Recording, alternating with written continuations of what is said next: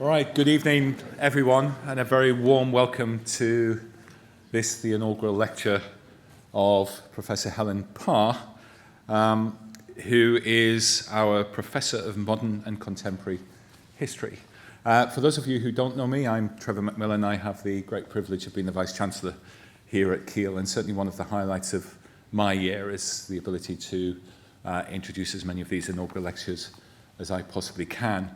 It is an opportunity, as I always say, to show off, the university, to show off the expertise and the prowess of our new professors. And it gives me particular pleasure when they are our internal promotees, because actually we've been through a process. And again, one of the other highlights is always those promotion situations when you can actually evaluate a whole range of different activities by our professors. So, as I say, this evening we're going to hear from Helen. She's going to be giving, I'll warn her now, one of the hardest lectures in her life, probably. These are always quite difficult. We've got a range of people in the audience. Very obvious to see we've got a very big age range, apart from anything else, this evening, but also a big range of expertise and knowledge of the background of the sorts of things that Helen is going to talk about. But I'm sure she'll guide us all very masterfully through that process. Helen started her academic career with a BA in history from Clare College in Cambridge. And then she went on to Queen Mary in London to do her MA in contemporary British history. She then stayed at Queen Mary to do her PhD, and that PhD was supervised by James Ellison and Professor Peter Hennessy, Lord Hennessy, as some of you may know him, and certainly those of you who come here to the Keele World Affairs lectures will know that Peter Hennessy is a very good friend of that particular group and of the university. Her PhD was in British policy towards European community, with an emphasis under the period under Harold Wilson's Labour government, 64 to 67. And then after completing that PhD, she was at the London School of Economics as a tutorial fellow in the Department of International History. She came to Keele in 2004, and since that time she's published even more work on British and indeed French policies towards European integration and towards nuclear weapons, again with the emphasis in the 1960s and the 1970s. During and after the 2016 referendum, you can imagine with that background, Helen had something to say. She engaged widely, I think, with that topic of British politics and indeed the policies towards the membership of the European Commission, European Union. But then in 2018, she published with Alan Lane a book about the British Parachute Regiment, and the British Parachute Regiment and the 1982 Falklands War, and that was called Our Boys, The Story of a Paratrooper. And again, I think it's fair to say that that very much brought Helen not just further up the already established academic community, but also very much into the broader consciousness around the UK and beyond. Because it really was covered quite widely in the media. She became a bit of a media star at the start of the week, interviewed in Radio 5, various other interviews. But also, I think, importantly, and I think it's an important lesson for many of our academics, spent a lot of time actually talking to military audiences. They were the ones that actually were reflected in the book, and they were the ones that responded to it. And I think that's highlighted again by one former soldier who actually said about the book that it explains us to ourselves. And I think that's probably what we're going to hear this evening. That book has certainly been nominated for several awards. It was one of the Guardian's 10 biggest reads of the autumn in 2018. It was a Spectator Book of the Year in 2019. It won 3 national awards, the Templar Medal Book Prize, the Duke of Wellington Medal for Military History, and the Longman History Today Book Prize. It was also longlisted for the Orwell Prize for Political Writing. So you can see a very, very strong background there that's leading us now into hearing from Helen, who's going to talk about a sense of the past, Britain, Europe, and the legacies of war. Helen.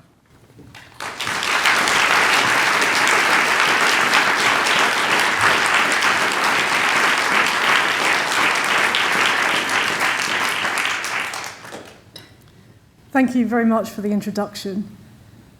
I'm privileged to be here, and thank you to all of you for coming to listen. Britain is not a nation at ease with itself. In 2016, its government asked its population to vote in a referendum on Britain's continued membership of the EU. Contrary to its expectations, the vote returned a small majority in favour of departure. Last Friday, 31st of January, after 3 years of parliamentary deadlock, Britain's formal exit took place. It might be the first time in history that a country has made a fundamental decision about its economy, society, and place in the world against the advice of its own government and by a public vote.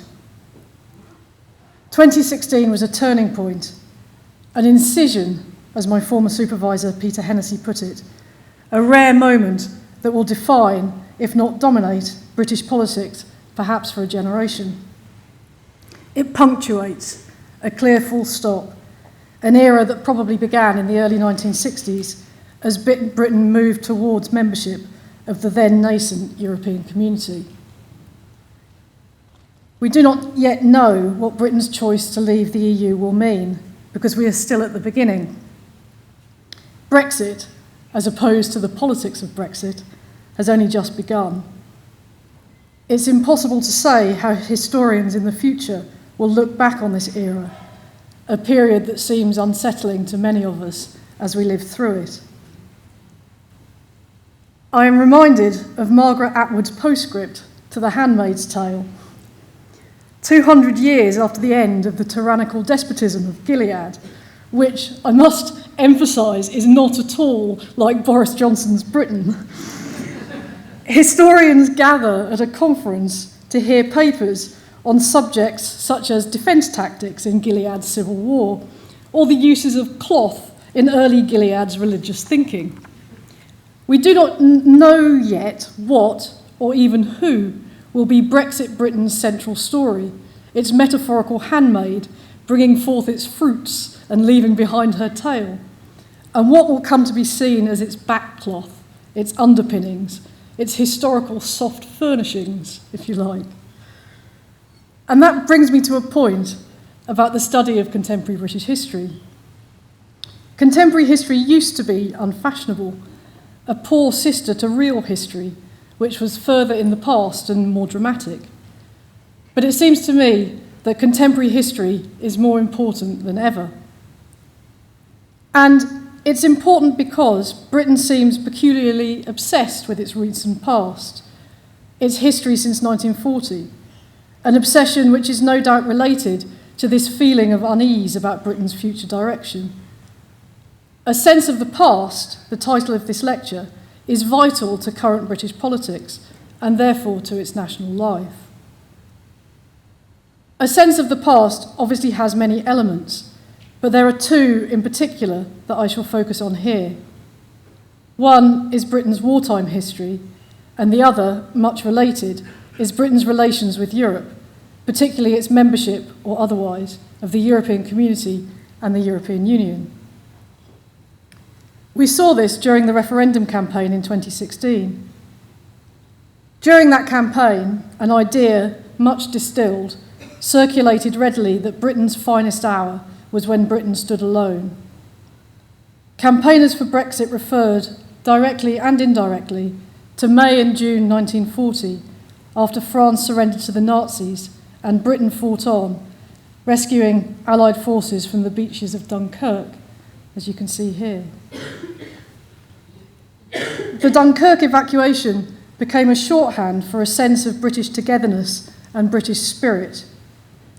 This was a national narrative. It appealed to the left as well as to the right. Winston Churchill spoke of the miracle of deliverance. Churchill saw that miracle in military terms, brought by the Air Force and the Navy, but the broadcaster and writer J.B. Priestley spoke of the involvement and effort of ordinary civilians, those little paddle steamers, as he put it, travelling to the gates of hell, some never to return. In 1941, trying to convey what he called the characteristic fragments of English civilization, George Orwell referred to Britain's unwillingness to submit to military dictatorship. He said that the military goose step would never appeal to the people in the street in England. They would not be afraid of the jackboot, they would laugh. And popular British culture 35 years later, in the form of Basil Fawlty, seems to bear him out. In 1940, the nation was in peril, and Britain faced the possibility of German invasion. In 2016, in very different circumstances, those sentiments of coming together under duress and Britain standing alone were used to express Britain's difference from, and sometimes superiority to, other European countries. Unlike Britain's European neighbours, the British never succumbed to dictatorship, to tyranny.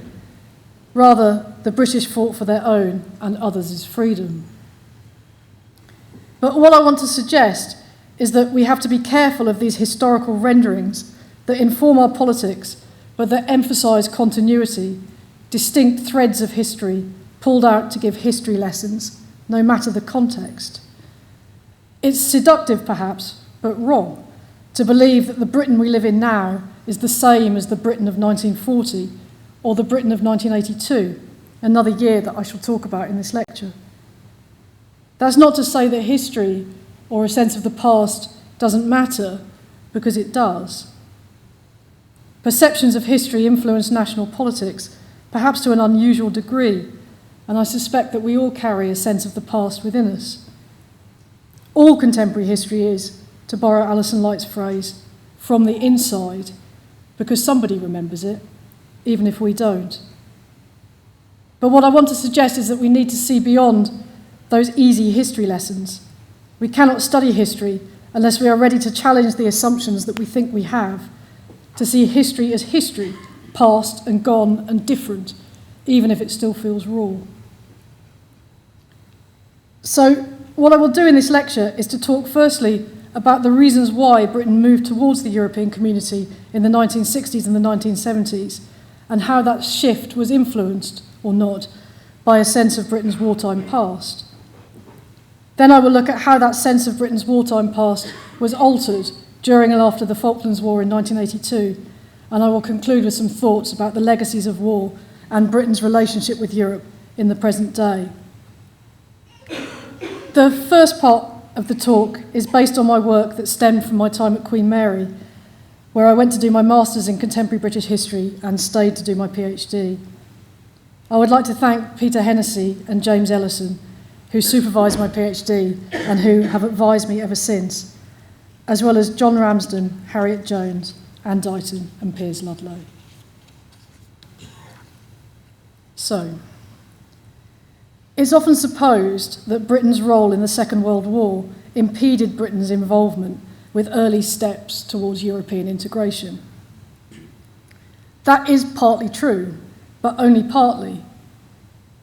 In 1950, when the so-called Europe Six began to form the European Coal and Steel Community, the ECSC, the British did not take part, and nor did Britain stay the course of the negotiations that led to the creation of the EEC in 1957. The British were not dismissive of these initiatives. On the contrary, the Labour government in 1950 thought very carefully about participation in the ECSC. They wanted European integration to succeed. They saw unity between France and West Germany as the best way to guard against future European war.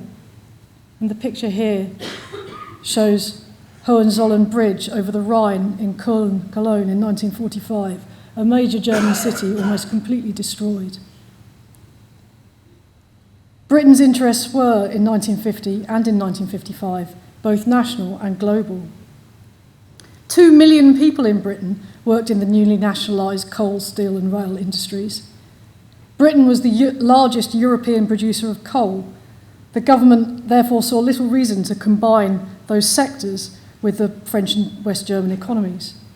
The Deputy Prime Minister Herbert Morrison famously said, "The Durham miners won't wear it." Moreover, in the emerging Cold War, the British government believed that its role was to tie the United States to the defence of Western Europe. Western Europe would not be able to hold off a Soviet advance alone. The government at that time felt it could better defend the West by remaining outside a distinctive European grouping. They also, wrongly as it turned out, assumed that European integration would not work.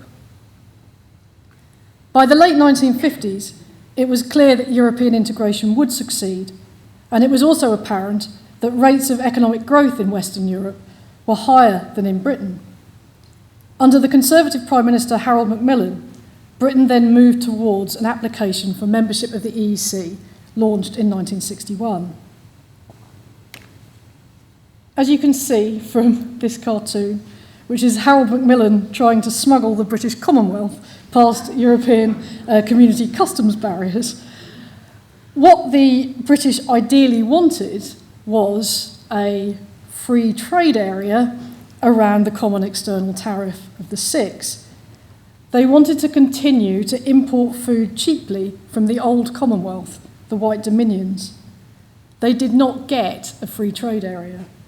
Ultimately, to join the common market, they had to accept the common external tariff with a few adjustments. The point is that this Conservative Prime Minister wanted Britain to participate fully in a European unity. Macmillan had fought in the First World War, and he had been injured at the Somme in 1916. He believed that division in Western Europe could prove fatal for Western civilization, the free world, as he put it, and he saw European unity, with Britain in, as the only way to overcome that division. That view was informed by the two wars he had witnessed. He understood that the old rivalries had to be put to an end. There had to be the building of a real European structure. Macmillan also saw entry into the European community as the best way to preserve Britain's influence. If Britain remained outside, the United States would begin to turn to the EEC rather than to Britain, and Britain's global influence would consequently weaken. When the French President, General de Gaulle, vetoed Britain's application early in 1963, Macmillan declared, "All our policies, at home and abroad, are in ruins."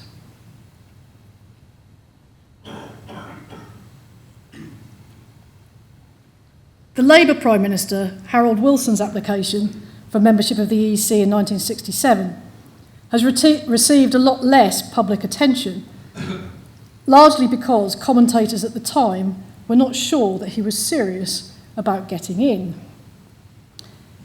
This front cover of Private Eye in 1967 illustrates that sense of unreality.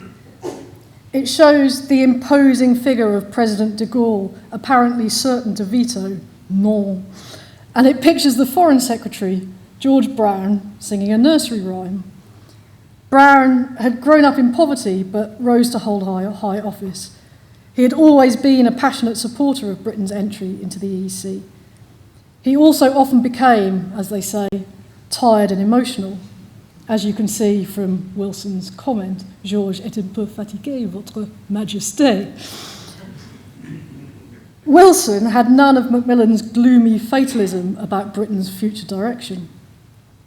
Wilson wanted to stimulate Britain's economy by harnessing the white heat of a technological revolution, modernising Britain by moving away from reliance on what people saw as a generation of amateurish bosses, bowler-hatted gentlemen who had attended top public schools, inherited positions in the city, enjoyed talking to each other over long, boozy lunches, and knew nothing about science and technology. Wilson advocated economic planning, establishing targets for growth under a French-style national plan. He also wanted to regenerate Britain's ties with the Commonwealth. For Labour in this period, the idea of a multiracial Commonwealth under Britain's leadership was a source of pride.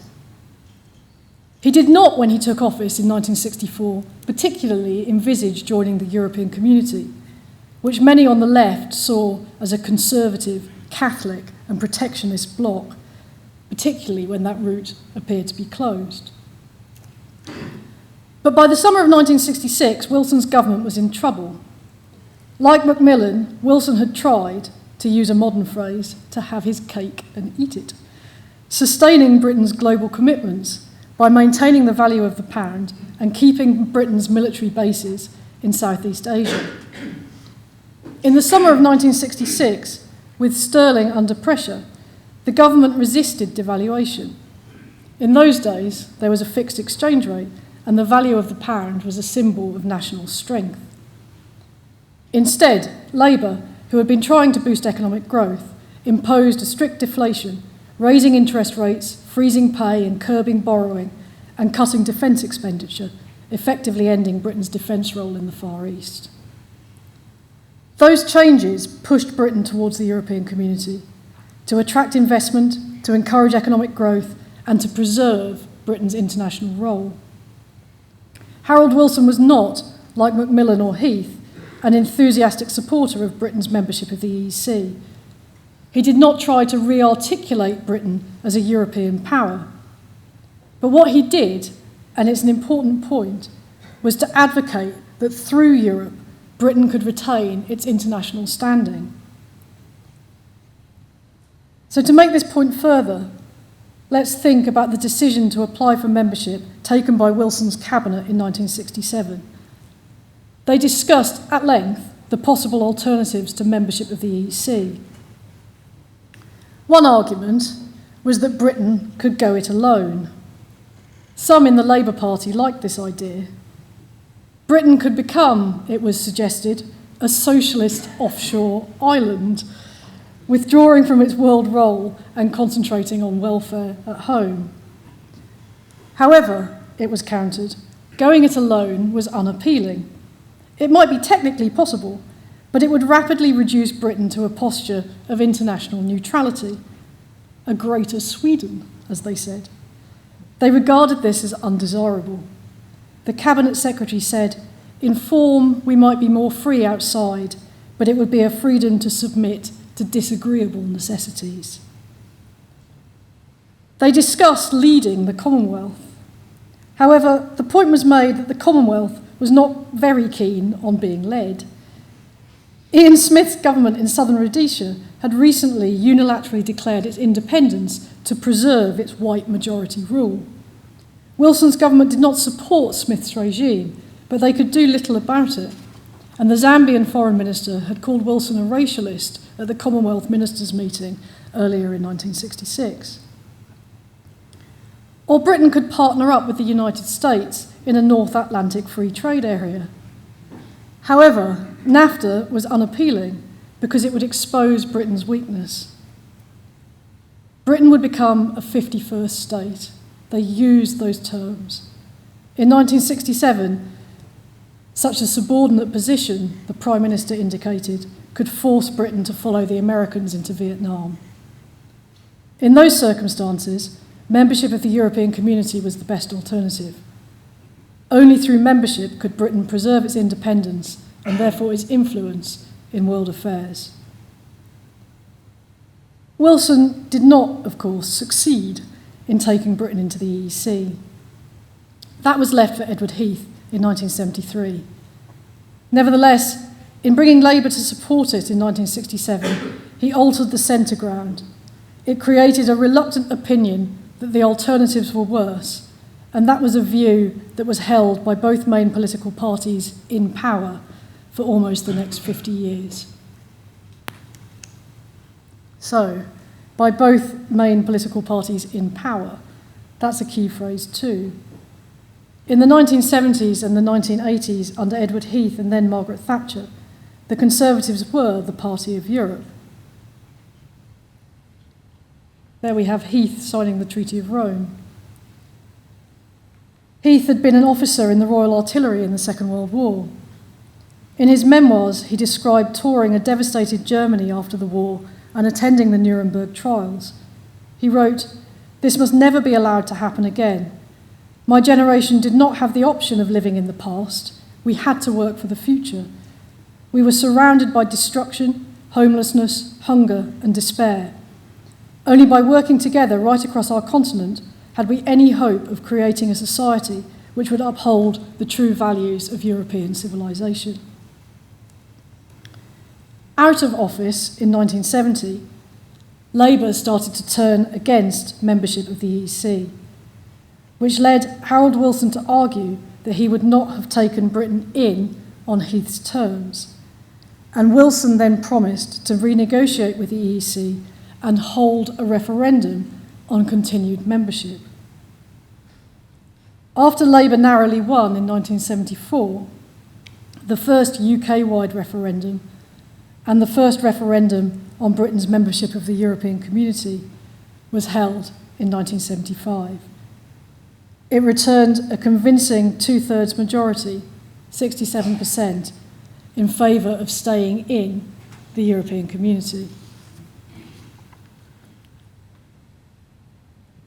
So, why did the 1975 referendum return such a large vote in favour of staying in the common market? The explanations made at the time probably differ slightly from the reasons that historians would point to now. In 1975, commentators saw three main reasons. Firstly, the position of Harold Wilson himself. He was not, as they say, a conviction politician. He had sharp judgment, but he kept others guessing as to his intentions. It meant that he could easily argue that although he did not love Europe, he had weighed up the options and he recommended it as the best choice. That worked because Wilson could rely on heavyweight pro-European members of his cabinet and government who made a positive case for membership of the common market. Roy Jenkins and Shirley Williams, for example, argued that Europe was the new home for Britain after the end of empire. They regarded cooperation in Europe as the best way to deal with international problems, like the environment. And, like Heath, they believed that European integration was the alternative to the nationalism that had led to such violent destruction in two European wars.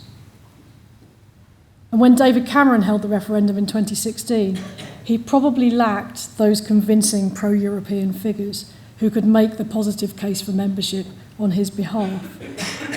It made it harder for Cameron to cast himself as the considered but convinced arbiter, as Wilson had successfully done. Secondly, the centre ground of British politics favoured staying in.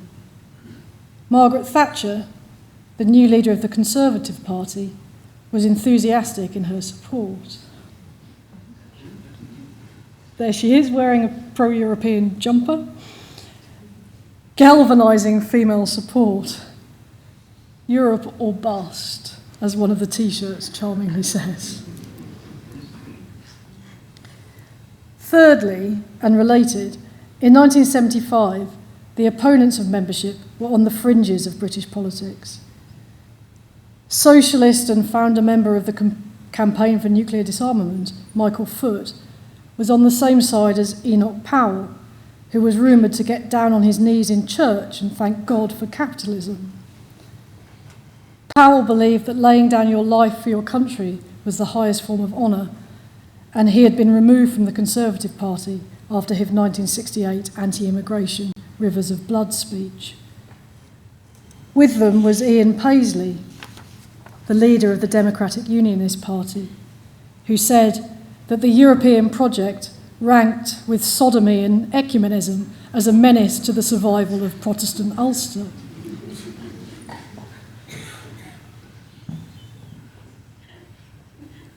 They all believed that Britain should not surrender sovereignty in a European community, but other than that, the anti-marketeers had little in common. They were depicted as oddballs men with the staring eyes, and leaving the common market could therefore be seen as politically dangerous.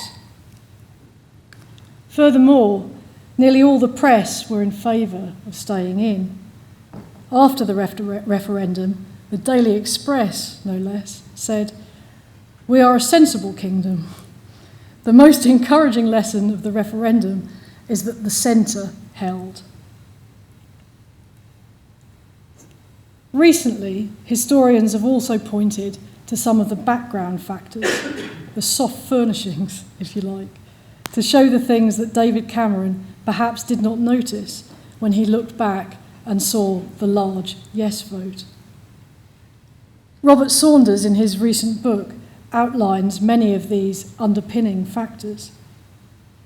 The 1970s were a politically divided time. In the early 1970s, the government had worried that striking miners could bring the country to a halt.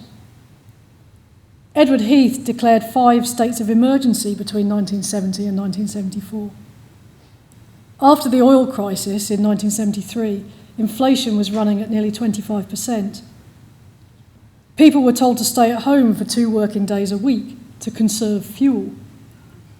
Lights went out in the evening. All that sounds very grim, but in fact there is evidence that most people quite enjoyed this period. There was a minor baby boom in the summer of 1974, 9 months after the blackout, which incidentally is when I was born.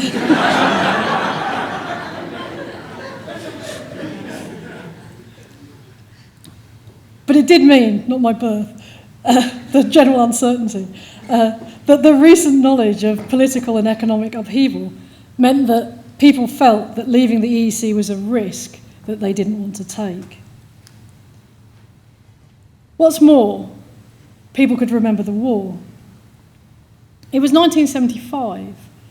The war had only finished 30 years previously, and the First World War was still a living memory.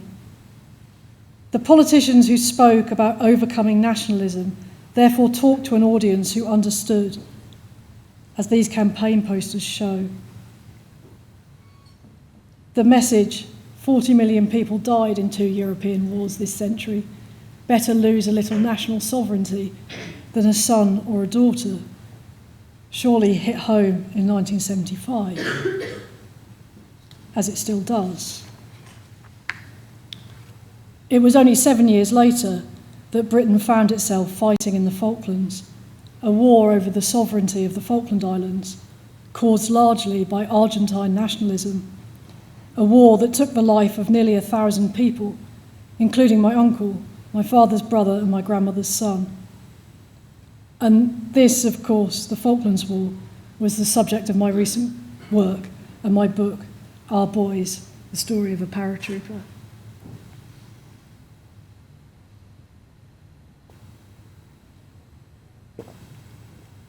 So, before I get onto the Falklands, it's probably time to say some more thank yous. I'd like to thank the academics who helped me during the long writing of this book, particularly Joanna Bork and Richard Vinan. I would also like to thank the many former members of the British Army who talked to me while I did the research. In particular, I'd like to mention David Burnest, who graduated in international relations from this university in 1981, and who, in 1982, went to the Falklands and later commanded the parachute regiment. I think it's fair to say that the Falklands changed his life, as it did the lives of many of the men who fought there, and of course the lives of my own family. The Falklands War changed early 1980s Britain too. The war transformed Margaret Thatcher's fortunes. In November 1981, only 24% of people were satisfied with the way that she was doing her job as Prime Minister. By June 1982, when the Argentines surrendered, it was 59%. She went from the least popular post-war Prime Minister to the most popular in the time that it took to win the war. The victory secured her authority in the Conservative Party and then a year later in the country. Thatcher won the 1983 election with a majority of 144, defeating a left-wing Labour Party who had campaigned to withdraw from the EEC and to pull out of NATO. Did Thatcher fight the Falklands War to win the popularity? Not really. The Argentines had invaded sovereign British territory. Any British administration would have had to have responded, and Michael Foot's Labour Party supported the dispatch of the task force. As the task force sailed south, Thatcher did try to negotiate with the Argentines. She had to, as international opinion thought a war over the islands just a little bit pointless. That little ice-cold bunch of land down there, as Ronald Reagan said.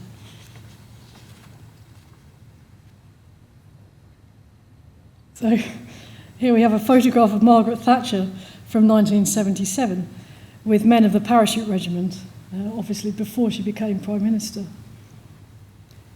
This was a different era. A third of the men in Margaret Thatcher's cabinet had fought in the Second World War, and 11 more had done national service afterwards. Nearly the whole cabinet, therefore, had served in the military. Her Foreign Secretary, Francis Pym, had won the Military Cross.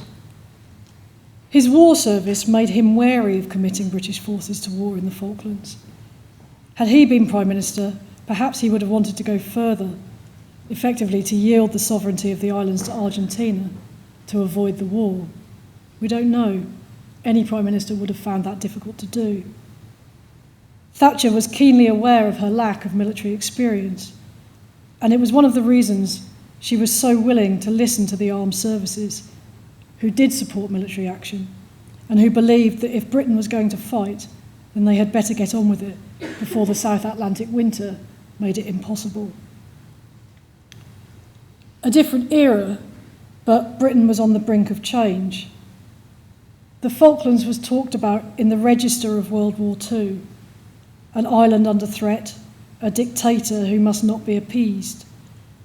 But unlike World War II, the army was a volunteer professional force, our boys. And in the aftermath of the Falklands, Thatcher oversaw changes to patterns of remembrance which had a lasting effect on the place of the armed services in national life. The legacies of the war were changing. So let's dwell on that. Perhaps it is instructive to think a little bit about the Parachute Regiment. Like the rest of the British Army, an institution with its own very keen sense of the past. What was its place in Britain's society? It was proud of its wartime role. Its signature battle, its own founding myth, was the 1944 Battle of Arnhem, a defeat for the Allied forces, but a battle in which men of the Parachute Regiment had held out for longer than expected against terrible odds. In 1982, and even still now, Arnhem is how the regiment defines its ethos. But in the 1970s, the role of the Parachute Regiment came into question. It was paratroopers, men of one para, who shot dead Irish civilians on a civil rights march in Londonderry on the 30th of January 1972, Bloody Sunday. Even other British Army units asked themselves whether they really needed this elite unit of parachutists, a unit that prided itself on its aggression and its endurance. One former paratrooper wrote that the public tended to see paratroopers, perhaps all soldiers in the 1970s, as little better than uniformed psychopaths. So this was the institution that my uncle joined in December 1980, aged 17.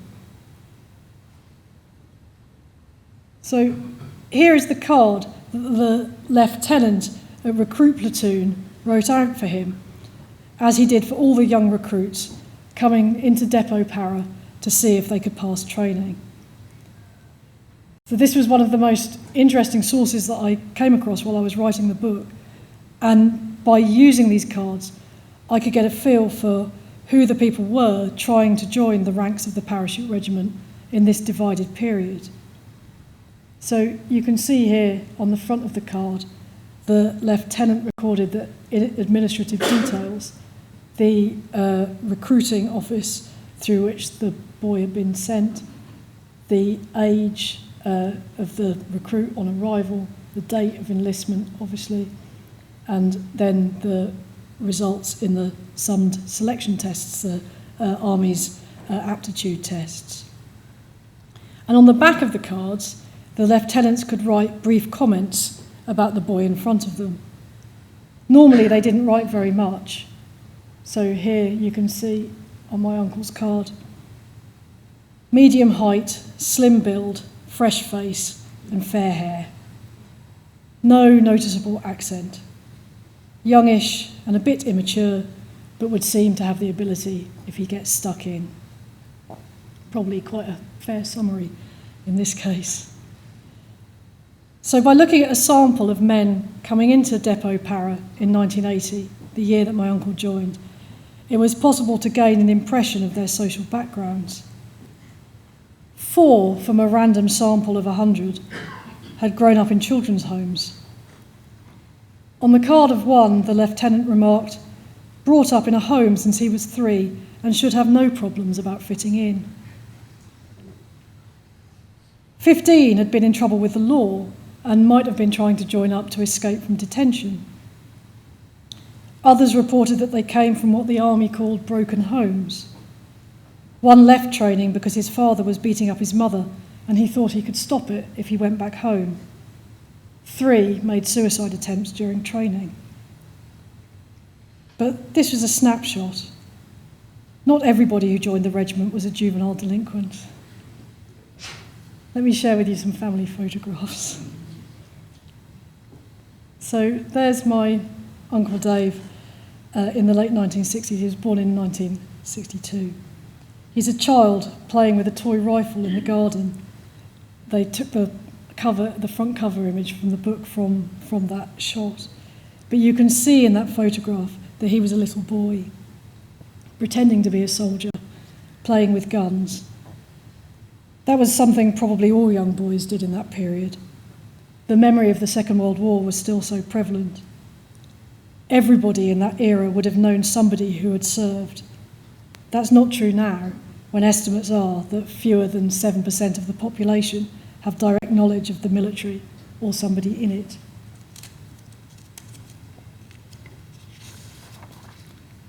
But it was the 1970s and society was changing. This photograph was taken in late 1974 or early 1975.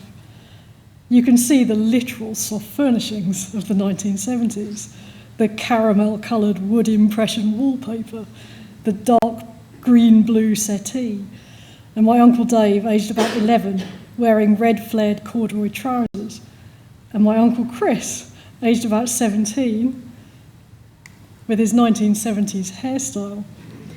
He's in the audience, by the way. You can see if you can spot him later. And the baby is me. So some young men joined up because they wanted to get away from those 1970s hairstyles. They deliberately wanted to escape from the counterculture and to take refuge in more traditional, conservative values. Others, however, I think more like my uncle, were influenced by the counterculture in less obvious ways. This was a time when teenagers were supposed to have fun. Army advertising tapped into this. In the 1950s, the Army's promotion material emphasised that the Army was a steady job with the prospect of accommodation. Now, adverts showed extreme sports, water skiing, exotic beaches, young women in bikinis. Joining the Army was a promise of adventure, a way to see the world, opportunities that might have been easier to find for wealthier teenagers. And there he is, probably more as he would like to be remembered. Like most young men who joined up, he more or less grew up outdoors and he loved physical activity, doing what he enjoyed most down on the marshes for a camping trip. He grew up in a rural area just outside the fishing port of Lowestoft in East Anglia, but the majority of men joining in this era came from industrial northern cities. They were not quite yet joining up because they couldn't find other work. That came after 1982, when the numbers of unemployed began dramatically to rise. But rather, they joined up because they did not want the work they could otherwise get. They had usually not gotten on well with education. In 1980, nobody entering the ranks of the parachute regiment had university education or A-levels, and 79%, including my uncle, had left school with fewer than 5 CSEs. When they left school and went out into the world of work, they realised that they did not want to go down the pit. They didn't want to do the kinds of repetitive manual labouring jobs that their fathers might have had. They wanted more from life, and joining the army could make them into men. They didn't expect the Falklands War. Some of them might have relished it, but none of them expected it. On the 14th of June, the day my uncle was killed, in fact, Argentine forces surrendered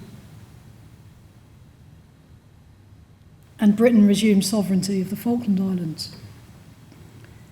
For such a short and unambiguous war, there was a surprising amount of contest about the way in which it was commemorated.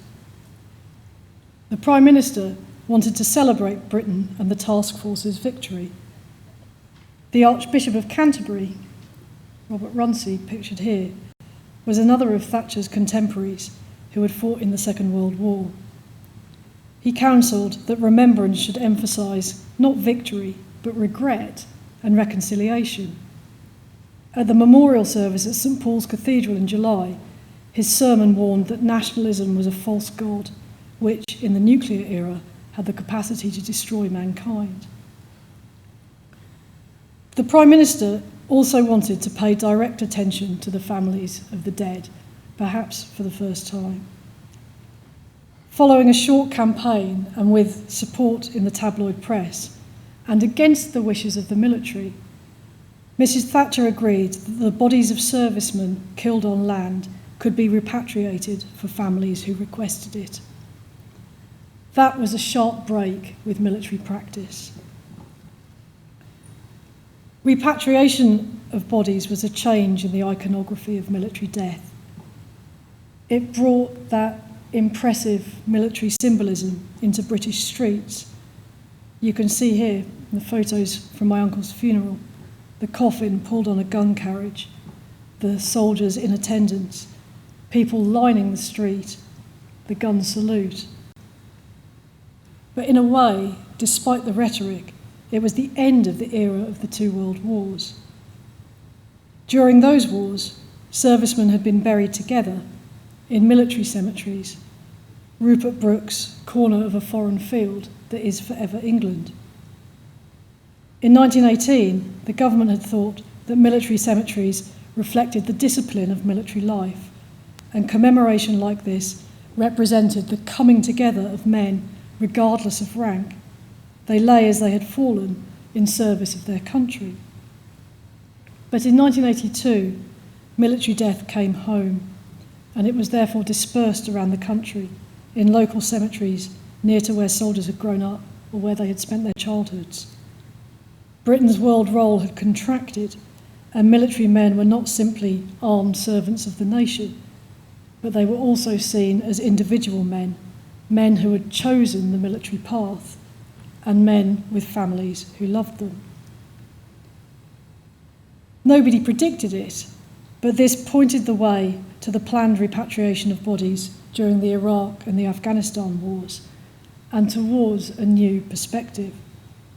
Since the Falklands, the public has shown a much more sentimental attitude towards the armed services, and a greater, perhaps insular, focus on the lives of British servicemen, rather than on the lives of people in other countries, lives sometimes deeply affected by military violence. So just a pictorial aside, Thatcher Drive in Port Stanley in the Falkland Islands which is a form of remembrance that probably wouldn't work too well in mainland UK, but the Falkland Islanders like it very much. So, I'm nearly finished, and I would like to say some more thank yous. Firstly, thank you to Keele, where I have made my career. Thank you to the very many people here, too many to name, I suspect, to all my colleagues in the former School of Spire and colleagues throughout humanities and social sciences who have made Keele a congenial and a supportive place to work. Particularly thank you to John Horton, Bulent Gokay, Brian Doherty, Liz Carter, Lorna Lloyd, and to our school manager, Caroline Merritt, without whom many things would not work.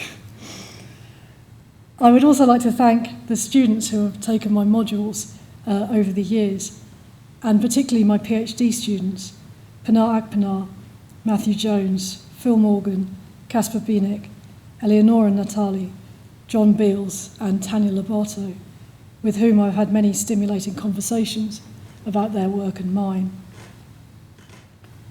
I would also like to thank my friends and neighbours here who support my life and who make working at Keele special.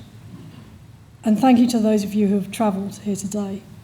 Particularly thank you to Marie-Andre Jacob, Saki Karen Paz, Daphne Jacob, and Danielle Karen Paz, Geraldine Coggins, Killian O'Brien, Connor, Sinead and Martha, who are all O'Brien, but it got a little repetitive. And for organising the inaugural, thank you to Mel Shaw and Sean Colley, and thank you also to Julia Miller, Neil Archer, and Noah Archer. And finally, thank you to my family, most of who are here, my parents, Harmer and Vivian, my uncle Chris and Ruth Mitchell, my sister Marion, my mother-in-law Pat Corbett. Thank you for everything you've done for me. And thank you to Gavin Bailey and to Rosa and Nina, who make it all worthwhile. And so, finally then, there's not a direct line between the Falklands War, the Iraq War, and Britain's decision to leave the EU, but perhaps there are connections.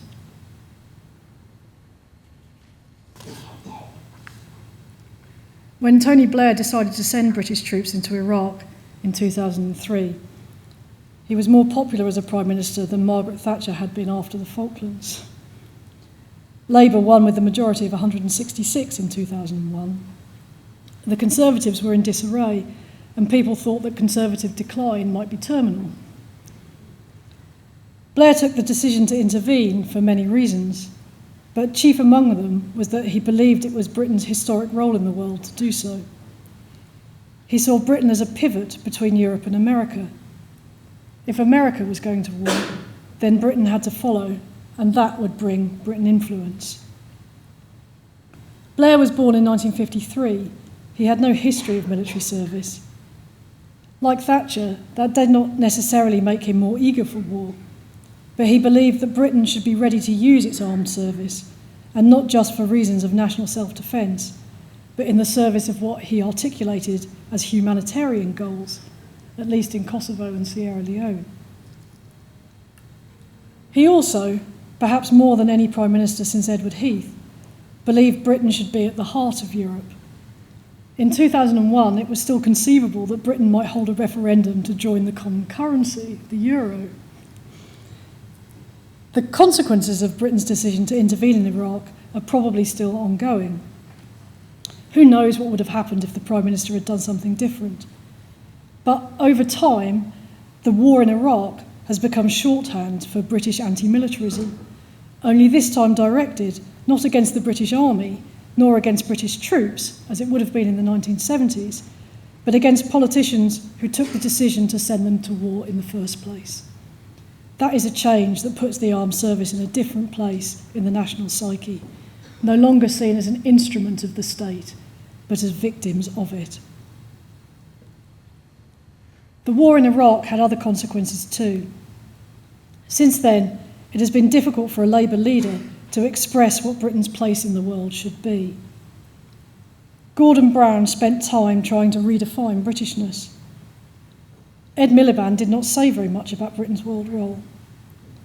The war in Iraq therefore contributed to undermining visions of British internationalism on the centre-left, perhaps fatally, and therefore it took away one of the underpinnings of a British role at the heart of Europe. On the right, Iraq had little to do with the steady eroding of conservative pro-Europeanism.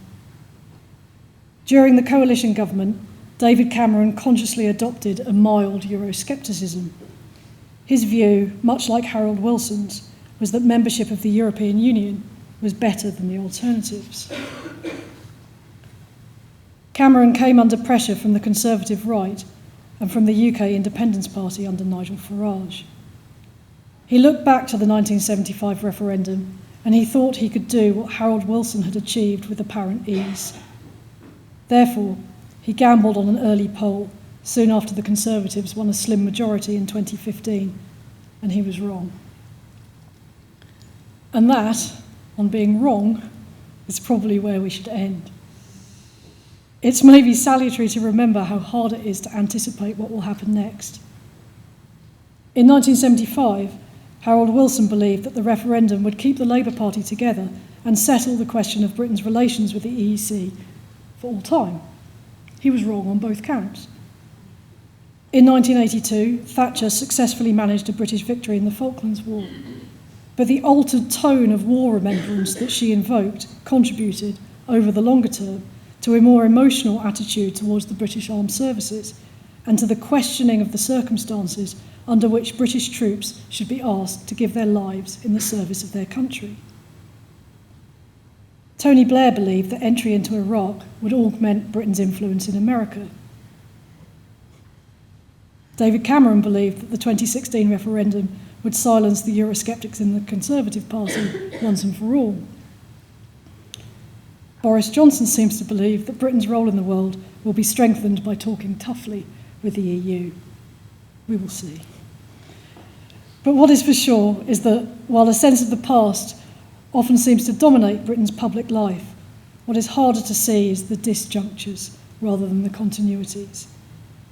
Indeed, it is tempting to see contemporary history as too close to merit study by proper historians. But it seems to me that contemporary hasn't been redefined as time passes. It still means the period since 1940. And that period seems to be increasingly important fully to understand. Important because partial senses of it influence us and influence public life. To see it fully, it has to be understood as it was, not as we would like it to be. Any understanding has to start from the point that the past, even the very recent past, was different and cannot be changed, even if we would like it to be otherwise. Thank you for listening.